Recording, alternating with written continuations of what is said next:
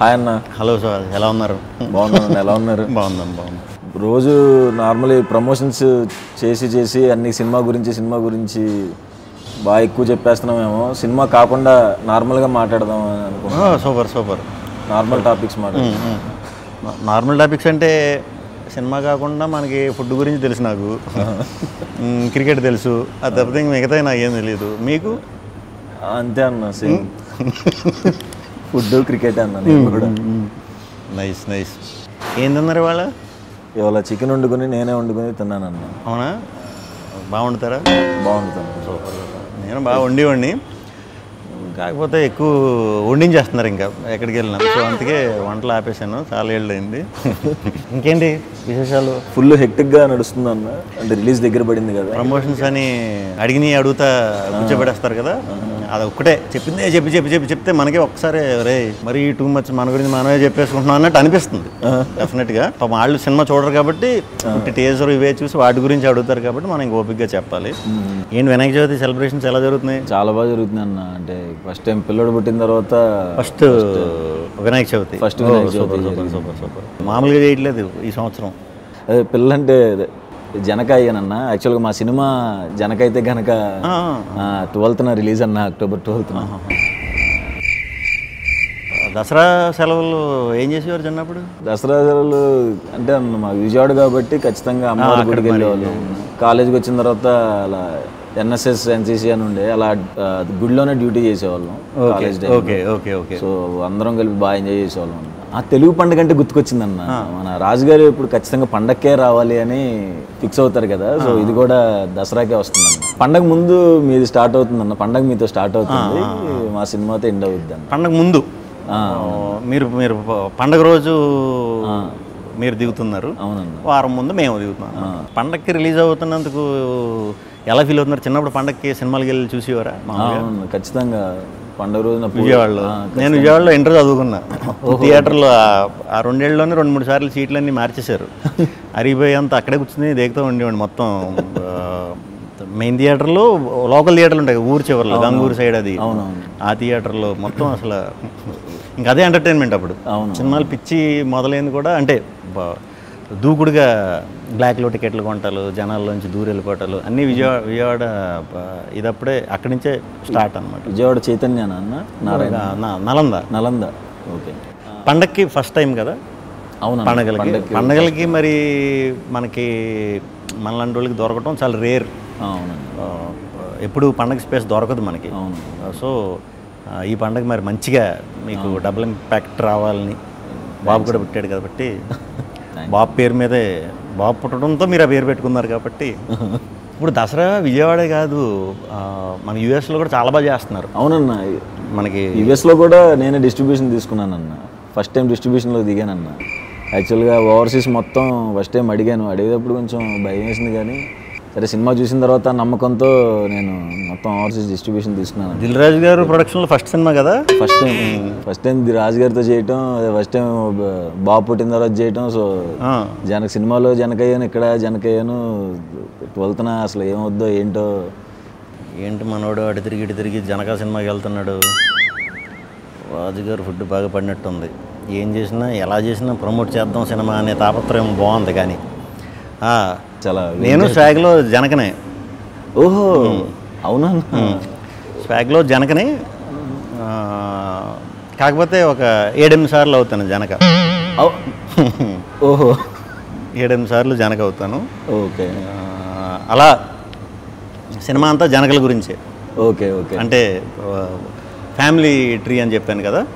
Father ఏంటి, తాతగారు ఏంటి, అలా మన పాత ఎపిసోడ్లు, మన చిన్నప్పుడు మన ఊర్లో మన ఇళ్లలో అవి ఎక్కువ వినేవాళ్ళం. మనం ఆడుకుంటూ వింటూ ఉంటాం పెద్దవాళ్ళు మాటలు. అవి అలాంటి మాటలన్నీ ఒక మంచి కంటెంట్ కింద తయారు చేసి అందరికీ చాలా సింపుల్గా ఒక 6 సంవత్సరాల నుంచి ఒక 60-70 సంవత్సరాల వయసు ఉన్నోళ్ళు కూడా బాగా అర్థమయ్యేలాగా నీట్గా డిజైన్ చేసి కుటుంబం అంతా కలిసి థియేటర్లకి వచ్చేలాగా కథ చెప్దామని ఇంటెన్షన్తోనే ఆ కథ మొదలెట్టాం. సో నాకు కూడా ఎక్స్పీరియన్స్ చాలా బ్రహ్మాండమైన ఎక్స్పీరియన్స్ ఉంది. అందులో గెటప్లు కూడా చాలా వేస్తాం. గెటప్లు కూడా అన్నీ చాలా న్యాచురల్గా కుదిరినాయి. అంటే యంగ్ నుంచి ఏజ్ వరకు కూడా గెటప్స్ ఉంటాయి అన్నమాట. సో స్క్రీన్ ప్లే ఒక రకమైన స్క్రీన్ ప్లే అనమాట, ఒక రకంగా అందరికీ అవైలబుల్ ఉంటుంది, బట్ చాలా కొత్త స్క్రీన్ ప్లే ఉంటుంది. మ్యూజిక్ కూడా వివేక్ సాగర్ ఇంకా ఆబ్వియస్గా చంపేశాడు, అదరగొట్టేశాడు. ఫస్ట్ టైం అన్ని రకాలు సాంగ్స్ ఇవ్వటం జరిగింది, అదరగొట్టాడు వర్క్ వైజ్. కెమెరా వచ్చి వేదరామన్ అని, అసలు మీకు 60s అంటే 60s, 1500 అంటే 1500, ప్రజెంట్ అంటే ప్రజెంట్, 90s అంటే 90s చాలా బాగా తీశాడు. సో ఇన్ని యాంగిల్స్ ఉన్నాయన్నమాట స్వాగ్లో. స్వాగ్ వంశానికి సుస్వాగతం. ఇప్పుడు అన్ని గెటప్స్ ఫస్ట్ టైం కదా, నా ఎక్స్పీరియన్స్ ఎలా అనిపించింది అన్న మీకు? అది చాలా చాలా హానెస్ట్గా చాలా ఎంజాయ్ చేస్తా 2 రోజులు వేయించుకున్నాను. 3వ రోజు నుంచి అంటే లిటరల్గా ఇంక ఏడిస్తే బాగోదు, కానీ గ్లిజరిన్ పెడితేనే కంట్లో నీళ్ళు వచ్చి కాదు, అంటే లెన్స్ ఒకటి ఉండేది. ఏంట్రా ఇది ఉంటే ఇప్పుడు నాకు ఏది ఎన్ని రోజులు మొత్తం అంటే 55 days 56 days గెటప్లు వేయాలి. ఆ 2వ రోజు నుంచి 53 రోజులు ఎప్పుడవుతాయిరా, ఒక స్ట్రెచ్లో అయిపోయినా బాగుండు ఏదో ఒకటి, అంటే అన్బేరబుల్. అది మీరు తప్పకుండా అందరూ ఎక్స్పీరియన్స్ చేయాలి. అది మన క్లైమేట్కి కరెక్ట్ కాదు, ఇన్ ద సెన్స్ అవుట్డోర్కి వాటికి సెట్ అయ్యేది కాదు. సమ్మర్లో ఒకటి చేసాం. అబ్బో. సో ఒక్కొక్క రోజు ఏంటంటే 3-4 ఉన్న క్యారెక్టర్లు ఒకే రోజు చేయవలసి వచ్చేది, కొన్ని కాంబినేషన్ షార్ట్స్. ఓకే. అలాంటిటప్పుడైతే ఇంకా అసలు విపరీతమైన ఇది వచ్చేసేది. ఇంకా మరి మనం అవన్నీ చూపించకుండా అవన్నీ వెనకాల దాచుకుని ముందు చేయాలి కాబట్టి ఎంజాయ్ చేసాం. ఓకే. డైరెక్టర్ గురించి చెప్పండి. హసిత్ గోలి మనోడు. మా అబ్బాయి పేరు కూడా హసిత్ రామే. హసిత్ రామా? సూపర్. ఎలా పెట్టారు హసిత్ అని అసలు పేరు? మా కలర్ ఫోటో డైరెక్టర్ పెట్టాడు అన్న. ఓ సూపర్. సారీ, ఏం మాట్లాడుతున్నా మా సినిమా గురించి చెప్పేస్తున్నా, మీరు చెప్పండి. హసిత్ మేము రాజరాజ్ చేసాం. ముందు మన వివేక్ ఆత్రేయ దగ్గర మెంటల్ మధ్యలో బ్రోచే చేసాం. ఓకే. సో అప్పటి నుంచి అలవాటు బాగా. ఈ సినిమాకి ముందు ఒక పాయింట్ ఇలా అనుకుంటున్నాను భయ్య అంటే, బ్రహ్మాండంగా ఉంది, కానీ దీన్ని కథ కింద ఎలా చేస్తారని నాకు క్లూ లేదు. నేను తర్వాత వేరే షూటింగ్ బిజీలో పడిపోతే ఒక 2 monthsకి మళ్ళీ నీట్గా ఇది ఇలా అనుకున్నాను, స్ట్రక్చర్ చెప్పాడు. నాకు అది చెప్పేసరికి ఆశ్చర్యం వేసింది నిజంగా. అంటే దీన్ని మనం నిజంగా కనుక కరెక్ట్గా చెప్పగలిగామంటే ఆడియన్స్ని మనం గెలుస్తున్నాం. మనం సినిమాలు ఇది చేస్తున్నాం, మనకి పేరు వస్తుంది, మనం పాన్ ఇండియాకి వెళ్ళి కొడుతున్నాం, అక్కడ కమర్షియల్గా షేక్ ఆడిస్తున్నాం, తెలుగు ఇదంతా వస్తుంది. హీరోలు గెలుస్తున్నారు, ప్రొడ్యూసర్లు డైరెక్టర్లు ఇది చేస్తున్నారు మొత్తం. మనకి తెలుగులో శంకరాభరణం, స్వాతిముత్యం ఇలాంటి గొప్ప సినిమాలు కూడా ఆడించిన ఆడియన్స్ ఉన్నారు మనకి. ఇలాంటి సినిమా చేసినప్పుడు ఆడియన్స్కి గెలిపిస్తారు, ఆడియన్స్ గెలవాలి అనేది గట్టి నమ్మకం నాకు. ఆ ఒక్క ధ్యేయంతోనే ఈ సినిమా చేయడం జరిగిందనమాట. ఆడియన్స్ని గెలిపించాలి. మన్నే ఎప్పుడు వాళ్ళు గెలిపిస్తున్నారు, వాళ్ళకి రిటర్న్ ఇవ్వాలి.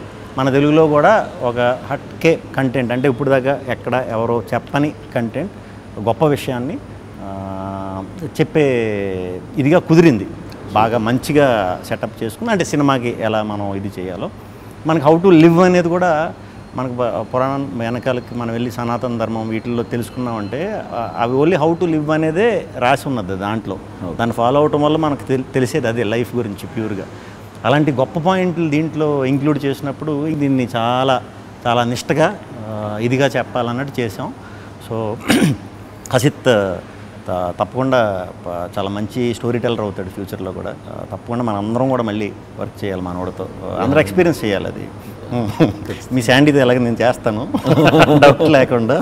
మీ శాండీ కూడా నాకు వెరీ ఓపెన్. అంటే అప్పటికి స్టార్టింగ్ ఏది మన ప్రభాస్ గారి సినిమాకి వర్క్ చేసే స్టార్టింగ్లో నేను అనుకోకుండా ఫ్రెండ్ త్రూ కలిసా. ఓకే.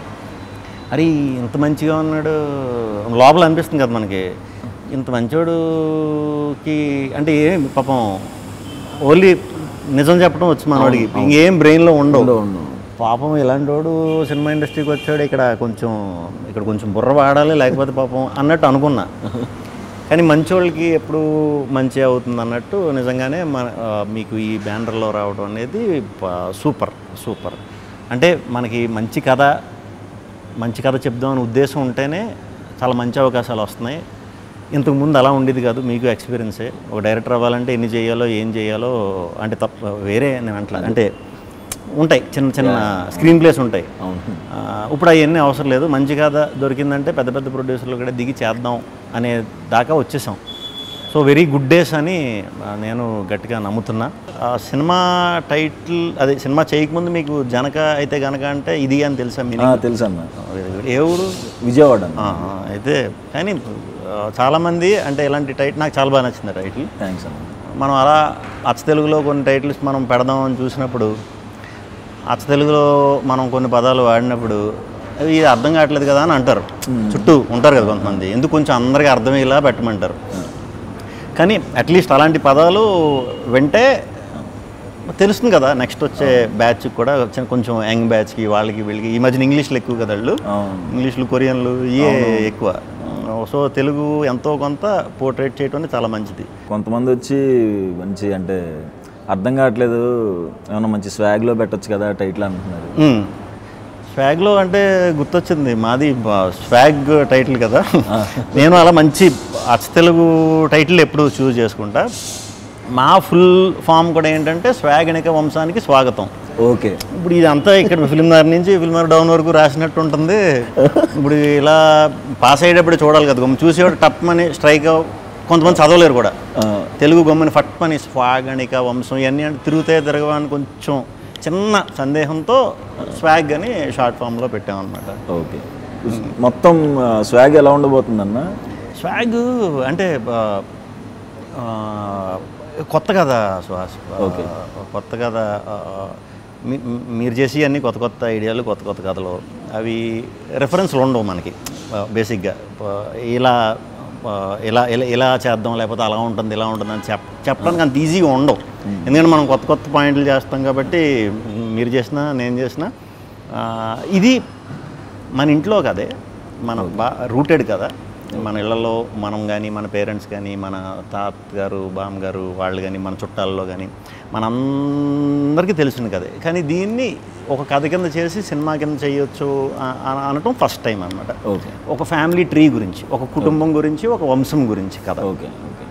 అంటే మనకి పూర్వం కొన్ని సంవత్సరాల క్రితం ఆడవాళ్ళు రూల్ చేసేవారు. రూల్ ఇన్ ద సెన్స్ యజమానుల ఇంటికి వాళ్ళే, దాన్ని మాతృస్వామ్యం అంటారు. ఓకే. అది ఇప్పటికీ కేరళలో నేపాల్లో రన్ అవుతుంది, కంటిన్యూ చేశారు వాళ్ళు. మనం ఏంటంటే ఫ్లిప్ చేసేసాం. అది ఎలా ఫ్లిప్ అయింది, మగాడికి ఎలా అధికారం వచ్చింది, మగాడికి అప్పర్ హ్యాండ్ ఎలా వచ్చింది, అలా తీసుకొచ్చిన వంశమే స్వాగనిక వంశం. సో కథ అక్కడ మొదలవుతుంది అనమాట. కథ అక్కడ మొదలయ్యి పోనీ ఆడపెత్తనం ఉన్నప్పుడు మగ పెత్తనం ఉన్నప్పుడు బుద్ధులు ఎలా ఉన్నాయి, మగ బుద్ధి ఆడబుద్ధి. ఇన్ని జనరేషన్లు అవుతున్నా కూడా ఆ కోర్ ఐడియా బుద్ధి మాత్రం మనకు అలాగే ఉంది. ఫర్ ఎగ్జాంపుల్ ఇప్పుడు మీరు జనక అయితే గనక సినిమాలో అంటే ఫాదర్ అవుతారనే కదా. సో మ్యాక్సిమం చాలా ఇళ్లల్లో మనకి బాబు కోసం మనం చూడకపోయినా మన జనరేషన్ బ్యాచ్ మన పేరెంట్స్ ఆడపిల్లలు పుట్టినప్పుడు అరే ఇంకో బాబు వరకు చూడొచ్చు కదా అని అంటారు చాలామంది. అది వెరీ కామన్ ఈ ప్రస్తుతం. మన పేరెంట్స్ జనరేషన్లో కంపల్సరీ మగపిల్లడు ఉండాలి ఇంటికి. అంతకుముందు జనరేషన్లో మగపిల్లడు పుట్టే వరకు అలా దింపుతూనే ఉండేవారు ఆడపిల్లల్ని. అది సైకాలజీ అలా ఉందన్నమాట. సో ఆ జనరేషన్కి మధ్యలో జనరేషన్కి ఈ జనరేషన్కి ఉన్న మా తేడా ఎంత డెవలప్ అయ్యాం, ఏమేమి వాటిలో డెవలప్ అయ్యాం, అక్కడి నుంచి ఇక్కడ దాకా వచ్చాం, అన్నిటిలో డెవలప్ అయ్యాం, దాంట్లో అయ్యామా లేదా ఆ ఈక్వాలిటీలో అనే దాని మీద కోర్ పాయింట్ ఇది. దీన్ని ఎంటర్టైనింగ్గా క్యారెక్టర్లో అంటే ఒకే వంశం కాబట్టి నేను కొన్ని జనరేషన్స్ నుంచి ఒకే పోలికలతో పుడతా ఉంటాను అనమాట. ముగ్గురు కింద నలుగురు కింద పుడతా. సో దానివల్ల ట్రిపుల్ యాక్షన్ ఇలా చేయవలసి వచ్చింది అనమాట. ఒకే వంశం కథకి సంబంధించింది కాబట్టి అన్ని రకాల ఎమోషన్స్ ఉంటాయండి. అన్ని రకాల ఎమోషన్స్ ఉంటాయి. కొంచెం ఇంత పెద్ద కదా, అలా పెద్ద కథ చెప్పినప్పుడు మనకు అన్నీ దొరకడం కష్టం, బ్యాలెన్స్ చేయడం చాలా కష్టం. బట్ లక్కీగా ఎంటర్టైన్మెంట్ ట్విస్టులు, మంచి డ్రామా, మంచి హ్యూమన్ డ్రామా, ఎమోషన్ అయితే ఎంత నవ్వుకుంటారో కంటతడి పెట్టకుండా థియేటర్ నుంచి 100% బయటికి రారు. సూపర్. ఎక్కువ గెటప్ వేసింది కూడా ఈ సినిమాలో. ఈ సినిమా నాకు అసలు గెటప్ అసలు మనకు మేకప్ వేసి రాక గెటప్లో కొంచెం అవసరమా అన్నట్టు ముందు అనుకున్నాం. అంటే ఎలా చేస్తే బాగుంటుంది. కాకపోతే ఒక్కొక్కటి కథ డెవలప్ అవుతూ ఒక్కొక్క క్యారెక్టర్ ఇలా ఉండాలి, ఇలా అన్నప్పుడు ఇది చాలా బ్రహ్మాండంగా ఉంది. గెటప్ బాగా కుదిరితే మనం దాన్ని ప్రాపర్గా ఇలా వెళ్దాం, లేకపోతే ఆల్టర్నేట్ ఏంటనేది చూసుకున్నాం. ముందు లుక్ టెస్ట్లు అన్నట్లు కూడా చాలా బాగా కుదిరినాయి గెటప్. సో అందరూ కూడా వెరీ హ్యాపీ. జనక విశేషాలు చెప్పండి, ఎలా ఫీల్ అవుతున్నారు? ఈ మధ్యనే మీరు జనక అయ్యారని కూడా తెలిసింది. సో అంటే ఇక్కడ రియల్ లైఫ్లో కూడా వైఫ్ ఇంట్లో ప్రెగ్నెంట్, అక్కడ షూట్ టైంలో కూడా అక్కడ షూటింగ్లో ఇంట్లో ఒకటే జరుగుతూ ఉండేది. ఇంకో మామూలుగానే మీరు న్యాచురల్గా ఉంటుంది, ఇంకా కాస్త న్యాచురల్గా వచ్చి ఉంటాయి అన్నీ. అవునండి, కొంచెం బాగా కనెక్ట్ అయ్యింది. మీ డైరెక్టర్ శాండీ గురించి చెప్పండి. సందీప్ ఆయన సలార్కి రైటింగ్ చేశారు. అవును. ఇది డెబ్యూ సినిమా. చాలా మంచి కామెడీ రాశారు. ఆయన జంధ్యాల గారి ఫ్యాన్. సూపర్.